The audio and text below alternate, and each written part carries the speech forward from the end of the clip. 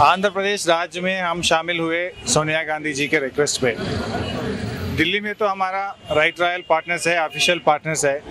आंध्रा में यहाँ पर कांग्रेस पार्टी को संपूर्ण मेजॉरिटी है।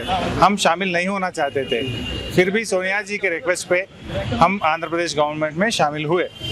होने के बाद ये 1 साल में हम बहुत पेशेंस से, बहुत दिन से वेट करते रहे।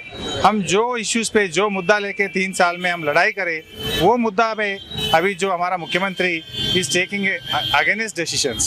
ముఖ్యంగా రాష్ట్ర ప్రభుత్వంలో చేరడం కూడా సోనియా గాంధీ గారి కోరిక మేరకు, వారి కోరిక మేరకు మేము రాష్ట్ర కేబినెట్లో చేరినప్పటి నుంచి కూడా పలు సందర్భాల్లో తెలంగాణకు అన్యాయం జరుగుతూ ఉన్నటువంటి విషయాలు, పులిచింతల విషయంలోనైతేనేమి, పోలవరం విషయంలోనైతేనేమి, జీవో 610 విషయంలోనైతేనేమి అడ్వకేట్ జనరల్ ఇప్పటివరకు ఆంధ్రప్రదేశ్ చరిత్రలో తెలంగాణ వాసులకు దక్కలేదు, ఈసారి కనీసం తెలంగాణ వారికి ఇవ్వండి అని చెప్పి అందరం మంత్రులను కలిసిపోయి కూడా ముఖ్యమంత్రి గారిని కోరితే కనీస స్పందన లేదు।